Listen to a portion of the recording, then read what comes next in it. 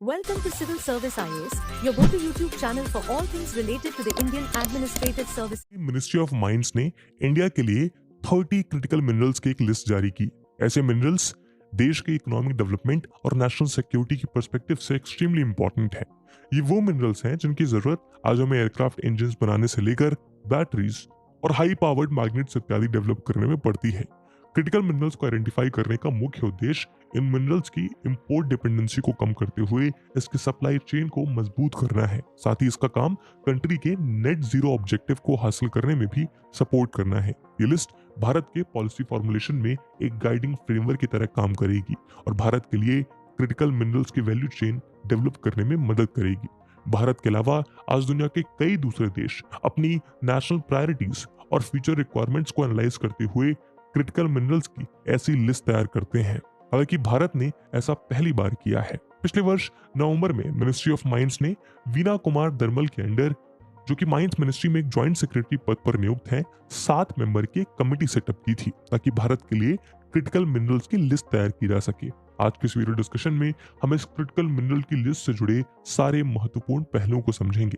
हम जानेंगे ये मिनरल्स आखिर क्रिटिकल क्यों हैं और इंडिया इनके अवेलेबिलिटी में सेल्फ सफिशिएंसी कैसे हासिल कर सकता है।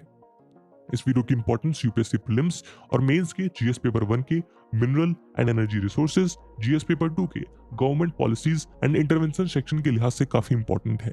इसके बारे में हम वीडियो के अंत में और भी बात करेंगे, पर फिलहाल के लिए अपने डिस्कशन को हम आगे बढ़ाते हैं।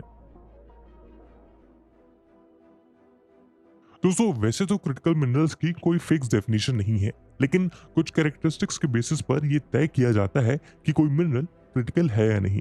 पहले कैरेक्टरिस्टिक के अनुसार क्रिटिकल मिनरल्स उन्हें कहा जा सकता है जो मॉडर्न टेक्नोलॉजीज की फंक्शनिंग के लिए और किसी देश के इकोनॉमिक डेवलपमेंट और नेशनल सिक्योरिटी के लिए एसेंशियल होते हैं।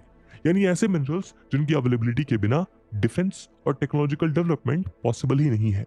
दूसरा कैरेक्टरिस्टिक के अनुसार दूसरे रॉ मटेरियल्स की तुलना में क्रिटिकल मिनरल्स की सप्लाई चेन के डिसरप्ट होने का रिस्क ज्यादा होता है। ऐसा इसलिए क्योंकि अक्सर ऐसे मिनरल्स का प्रोडक्शन और प्रोसेसिंग लिमिटेड कंट्रीज द्वारा डोमिनेट किया जाता है और यदि किसी भी तरह का जियोपॉलिटिकल टेंशन इमर्ज होता है तो उसका असर इन मिनरल्स की सप्लाई चेन पर भी पड़ सकता है। एक देश के लिए क्रिटिकल मिनरल्स की लिस्ट उसके मार्केट और पॉलिटिकल कंडीशन के हिसाब से टाइम टू टाइम चेंज होती रहती है। उदाहरण के तौर पर 2018 में यूएस के क्रिटिकल मिनरल्स की लिस्ट में कुल 35 मिनरल शामिल थे, लेकिन लेटेस्ट लिस्ट में 50 मिनरल्स हैं।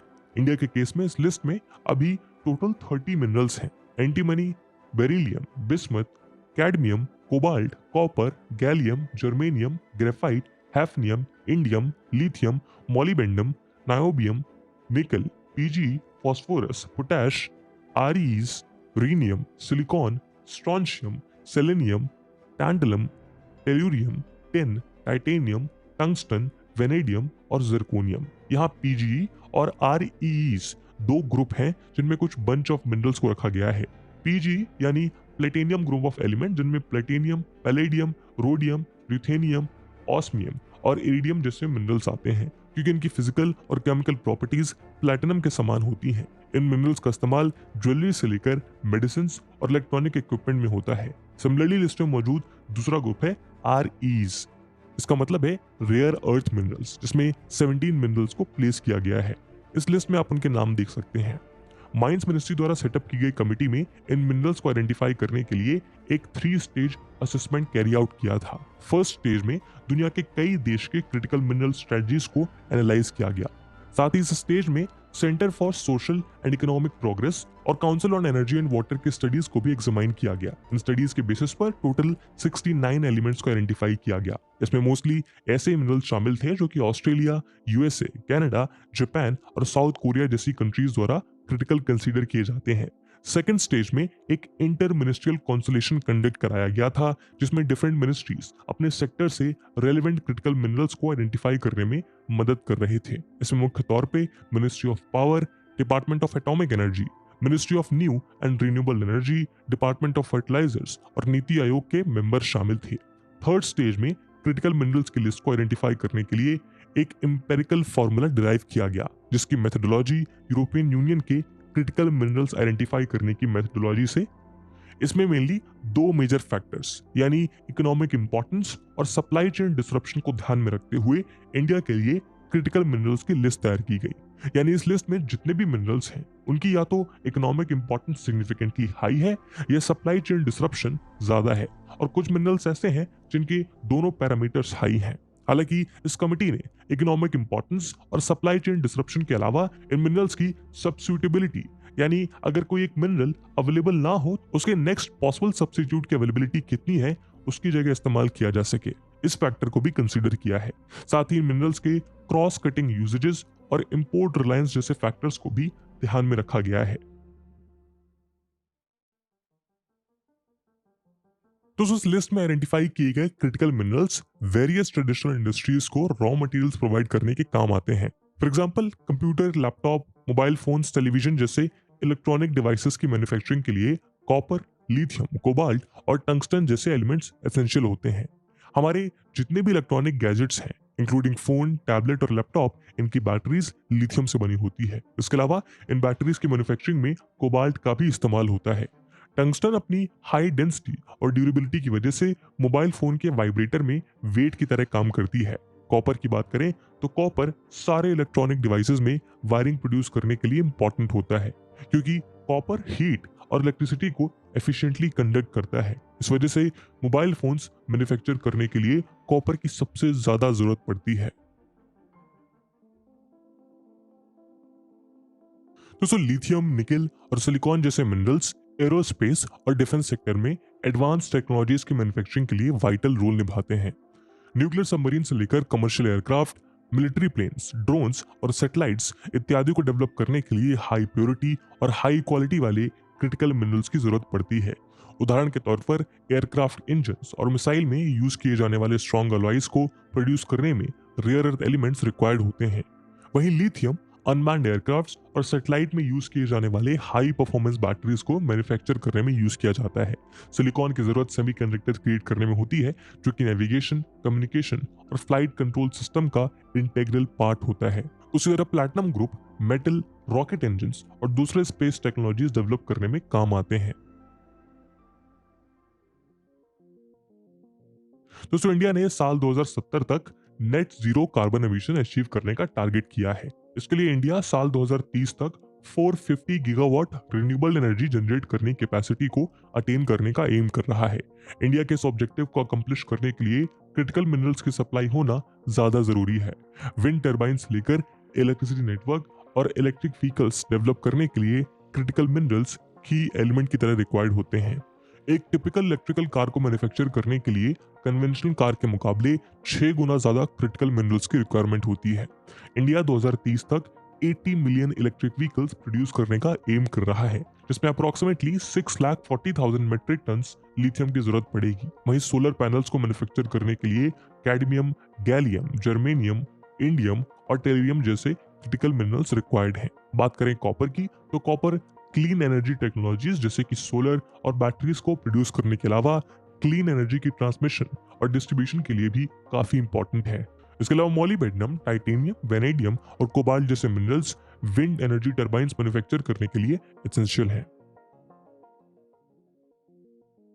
दोस्तों क्रिटिकल मिनरल्स की लिस्ट में से अधिकतर मिनरल्स इंडिया में या तो डोमेस्टिकली अवेलेबल नहीं है या इनकी अवेलेबिलिटी रिक्वायर्ड अमाउंट से कम है, जिस कारण इंडिया को इनके इंपोर्ट के लिए दूसरे कंट्रीज पर रिलाई करना पड़ता है। इस लिस्ट में 10 ऐसे मिनरल्स हैं जिनके लिए भारत 100% इंपोर्ट डिपेंडेंट है। अगर हम साल 2020 में मिली इस लिस्ट पर गौर करें तो हम पाएंगे कि लिथियम, कोबाल्ट, निकल, vanadium, niobium, germanium, rhenium, beryllium, tantalum और स्ट्रोंशियम ऐसे मिनरल्स हैं जिन पर इंडिया की इंपोर्ट डिपेंडेंसी 100% है। उदाहरण के तौर पर आज भारत लिथियम के लिए चिली, रशिया, चाइना, आयरलैंड और बेल्जियम जैसे देशों पर निर्भर करता है। वहीं निकल के लिए हम स्वीडन, इंडोनेशिया और जापान जैसे देशों का रुख करते हैं। लेकिन सबसे बड़ा कंसर्न है इन सभी मिनरल्स की डिपेंडेंसी में चाइना का प्रेजेंट होना। दरअसल आज चाइना इन क्रिटिकल मिनरल्स का पूरे वर्ल्ड में लार्जेस्ट प्रोड्यूसर है, जिस वजह से इंडिया इनके इंपोर्ट के लिए चाइना पर हेवली डिपेंडेंट है। ब्रूकिंग्स इंस्टीट्यूशन के एक रिसर्च के मुताबिक चाइना ग्लोबली 68% निकल, 40% कॉपर, 59% लिथियम और 73% कोबाल्ट रिफाइन करता है। इवन दो ये मटेरियल्स दुनिया के दूसरे देशों में भी पाए जाते हैं, लेकिन इनके एक्सट्रैक्शन, प्रोसेसिंग और रिफाइनिंग का मार्केट चाइना डोमिनेट करता है। यहाँ तक कि आज ऐसे बहुत से चाइनीज कंपनीज हैं जो कि दूसरे देश में इन मटेरियल्स की माइनिंग का काम ऑपरेट करते हैं। उदाहरण के तौर पर चाइना ने डेमोक्रेटिक रिपब्लिक ऑफ कॉन्गो में अपने कई कंपनी सेटअप कर रखे हैं जो कि वहाँ कोबाल्ट माइनिंग का काम करते हैं। रेयर अर्थ एलिमेंट के केस में तो चाइना इसके माइनिंग और प्रोसेसिंग दोनों को डोमिनेट करता है। चाइना और इंडिया के बिटर रिलेशंस किसी से छिपे नहीं है। ऐसे में इन क्रिटिकल मिनरल्स के लिए फॉरेन सोर्सेज और खास करके चाइना पर डिपेंडेंस के कारण हमारे लिए इन मिनरल्स की सप्लाई चेन के डिसरप्ट होने का रिस्क बना हुआ है। किसी भी तरह का जियोपॉलिटिकल कॉन्फ्लिक्ट की सिचुएशन में चाइना इन मिनरल्स की सप्लाई को रोक सकता है। साल 2010 में ईस्ट चाइना सी में कुछ आइलैंड की ओनरशिप को लेकर चाइना और जापान के बीच डिस्प्यूट के बाद चाइना ने जापान को रेयर अर्थ एलिमेंट एक्सपोर्ट करना बंद कर दिया था, जिसका जापान के इलेक्ट्रॉनिक सेक्टर पर ह्यूज इंपैक्ट पड़ा। यहाँ तक कि हाई पावर मैग्नेट्स की भी ग्लोबल सप्लाई चेन खतरे में आ गई थी। अभी हाल ही में ये भी खबर आई कि चाइना यूएस के ऑनगोइंग टेक वॉर के बीच चाइना ने यूएस और उसके अलाइड नेशंस को गैलियम और जर्मेनियम के सप्लाई पर रोक लगाने का फैसला किया। ये बैन अगस्त से लागू है। ये दोनों मिनरल्स सेमीकंडक्टर्स और सोलर पैनल्स को मैन्युफैक्चर करने के लिए वाइटल हैं। यदि चाइना ने लॉन्ग पीरियड के लिए ये बैन जारी रखा तो इन प्रोडक्ट्स के प्राइसेस काफी हाई हो जाएंगे। चाइना के बाद इंडिया रशिया से सबसे ज्यादा क्रिटिकल मिनरल्स इंपोर्ट करता है। रशिया निकल, टाइटेनियम और स्कैंडियम का मेजर एक्सपोर्टर है। रशिया के अलावा यूक्रेन भी टाइटेनियम का एक बड़ा सप्लायर है। यूक्रेन के पास लिथियम, कोबाल्ट और रेयर अर्थ मटेरियल्स के भी रिजर्व हैं। Currently ongoing Russia Ukraine conflict का अक्सर इन क्रिटिकल मिनरल्स की सप्लाई चेन पर भी असर देखने को मिलता है। वहीं फ्यूचर में चाइना और रशिया की ग्रोइंग पार्टनरशिप इंडिया में क्रिटिकल मिनरल्स की सप्लाई चेन को फर्दर वल्नरेबल बना सकती है। दोस्तों, नेशनल सिक्योरिटी और टेक्नोलॉजिकल डेवलपमेंट के लिहाज से इन मटेरियल्स की इंपॉर्टेंस को देखते हुए इंडिया को इसकी सप्लाई चेन को मजबूत बनाने की जरूरत है और केवल कुछ ही कंट्रीज जैसे चाइना और रशिया के ऊपर इंपोर्ट डिपेंडेंसी को कम करने की जरूरत है। क्रिटिकल मिनरल्स को आइडेंटिफाई करना इस दिशा में भारत का पहला कदम है। इसके अलावा माइंस मिनिस्ट्री ने इस रिपोर्ट में क्रिटिकल मिनरल सेक्टर में कैपेसिटी बिल्ड करने के लिए भी कई सुझाव दिए हैं, जैसे कि establishment of centre of excellence on critical minerals. India CSIRO, Commonwealth Scientific and Industrial Research Organisation की तरह अपनी एक नेशनल इंस्टीट्यूट या centre of excellence on critical minerals stablish कर सकता है। CSIRO ऑस्ट्रेलिया की largest mineral research and development organisation है। Centre of excellence on critical minerals geological knowledge, data analytics और मॉडलिंग और मशीन लर्निंग कैपेबिलिटी जैसे high technology के through India में इन क्रिटिकल मिनरल्स के डिपॉजिट्स को डिस्कवर करने में हेल्प कर सकता है। CECM दूसरे एजेंसीज के साथ कोलैबोरेशन करके फॉरेन कंट्रीज में क्रिटिकल मिनरल्स को आइडेंटिफाई और स्ट्रैटेजिक एक्विजिशन कैरी आउट कर सकता है। इसके अलावा centre of excellence on critical minerals India के लिए क्रिटिकल मिनरल्स की लिस्ट को टाइम टू टाइम अपडेट करेगा, प्रेफरेबली हर 3 साल में। अगला सजेशन है developing domestic sources of critical minerals. Bharat को इन मिनरल्स की डोमेस्टिक सोर्सेज डेवलप करने पर फोकस करने की जरूरत है। प्राइवेट और पब्लिक सेक्टर दोनों मिलकर इंडिया में एक्सप्लोरेशन और माइनिंग एक्टिविटीज प्रमोट कर सकते हैं। अभी रिसेंट में जियोलॉजिकल सर्वे ऑफ इंडिया ने जम्मू कश्मीर रीजन में advance mineral exploration programme conduct कराया था, जहां के रियासी डिस्ट्रिक्ट के सलाल हैमाना एरिया में 5.9 मिलियन टन लिथियम रिजर्व किया गया। गवर्नमेंट की प्रेस रिलीज के अनुसार साल 2023-24 में GSI 966 programmes including 318 mineral exploration project और 12 marine mineral exploration project conduct करने का एम कर रहा है, जिसमें 116 प्रोजेक्ट स्ट्रेटेजिक और क्रिटिकल मिनरल से रिलेटेड हैं। अगला सुझाव है investment in research and development. India को मिनरल एक्सट्रैक्शन, प्रोसेसिंग और क्रिटिकल मिनरल्स की रिसाइकलिंग के लिए एफिशिएंट टेक्नोलॉजी डेवलप करने के लिए रिसर्च और डेवलपमेंट में इन्वेस्ट करने की जरूरत है, ताकि देश में मौजूद मिनरल्स का पता लगाकर उन्हें कॉस्ट इफेक्टिव मैनर में एक्सट्रैक्ट कर इंडस्ट्रियल यूज के लिए प्रोसेस किया जा सके। इस तरह की टेक्नोलॉजी डेवलप करने से हमें 2 मेजर बेनिफिट्स होंगे। नंबर 1, इन मिनरल्स पर हमारी इंपोर्ट डिपेंडेंस कम होगी, जो हमारे फॉरेस्ट रिजर्व्स को मजबूत करेगा। वहीं अगर हम इन मिनरल्स के एक्सट्रैक्शन से लेकर इन्हें प्रोसेस करने में महारत हासिल कर लेते हैं, तो हम भी अपने पड़ोसी मुल्क चाइना की ही तरह ओवरसीज जाकर उन देशों में क्रिटिकल मिनरल्स को बाहर निकाल सकेंगे, जिनके पास इन मिनरल्स के मैसिव रिजर्व्स तो हैं, लेकिन उन्हें एक्सट्रैक्ट या प्रोसेस करने की टेक्नोलॉजी नहीं है। ऐसा करने से हमारी सप्लाई चेन और डाइवर्स होगी। अगला स्टेप हो सकता है deepening global partnership on critical minerals. दोस्तों, भारत ने हाल ही में मिनरल सिक्योरिटी पार्टनरशिप MSP नाम की एक USA लेड अलायंस का मेंबरशिप एक्वायर किया है। इस अलायंस में 14 कंट्रीज शामिल हैं, including USA, Australia, Canada, Germany, France, Japan, Republic of Korea, Sweden, United kingdom, European union, Italy, Finland और इंडिया। इंडिया इस पार्टनरशिप को ज्वाइन करने वाला अकेला डेवलपिंग कंट्री है। MSP का गोल इसके मेंबर कंट्रीज का जियोलॉजिकल पोटेंशियल फुली रियलाइज करने में सपोर्ट करना है। ये मेंबर कंट्रीज को मिनरल्स की प्रोडक्शन और प्रोसेसिंग के लिए गवर्नमेंट और प्राइवेट सेक्टर द्वारा इन्वेस्टमेंट को कैटलाइज करने में हेल्प करेगा। MSP का मेंबर बनने से इंडिया को एडवांस एक्सप्लोरेशन और एक्सट्रैक्शन टेक्नोलॉजीज यूज करने वाले कंट्रीज के साथ एंगेज करने का मौका मिलेगा और उनके एक्सपीरियंस से सीखने की अपॉर्चुनिटी भी मिलेगी। हालांकि MSP मिनरल सेक्टर में अकेला ग्लोबल अलायंस नहीं है जिसे भारत ने ज्वाइन किया है। इससे पहले इसी साल अप्रैल में इंडिया ने ऑस्ट्रेलिया के साथ भी पार्टनरशिप की है, जिसके तहत इंडिया और ऑस्ट्रेलिया मिलकर ऑस्ट्रेलिया में 5 क्रिटिकल मिनरल्स इंक्लूडिंग लिथियम और कोबाल्ट की एक्सप्लोरेशन प्रोजेक्ट्स कैरी आउट करेंगे। ये एक्सप्लोरेशन प्रोजेक्ट ऑस्ट्रेलियन गवर्नमेंट का critical mineral facilitation office CMFO और इंडिया के काबिल यानी खनिज विदेश इंडिया लिमिटेड द्वारा फंड किया जाएगा। ऑस्ट्रेलिया ने हाल ही में अनाउंस किया कि वो India Australia critical minerals investment partnership को $5.8 बिलियन प्रोवाइड करेगा।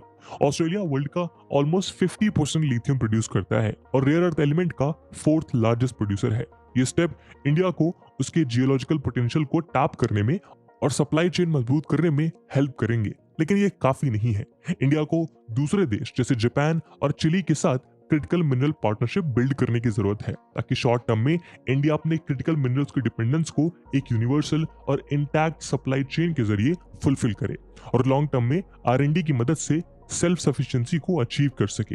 दोस्तों, इंडिया के पास ह्यूज मिनरल जियोलॉजिकल पोटेंशियल है। हालांकि माइनिंग रिफॉर्म्स में डिले के कारण इंडिया के पास प्रेजेंटली ये मिनरल्स डोमेस्टिकली अवेलेबल नहीं है। इसलिए इंडिया को आइडेंटिफाइड इन क्रिटिकल मिनरल्स की अवेलेबिलिटी एश्योर करने और सप्लाई चेन को स्ट्रेंथन करने के लिए नेशनल स्ट्रेटजीज डेवलप करनी होंगी और उन्हें सक्सेसफुली इंप्लीमेंट करने के लिए स्टेप्स लेने होंगे। और इन्हीं सजेशंस के साथ आज के वीडियो को हम यही विराम देते हैं। By subscribing to our channel, you'll gain access to a wealth of engaging videos that aim to educate and inspire.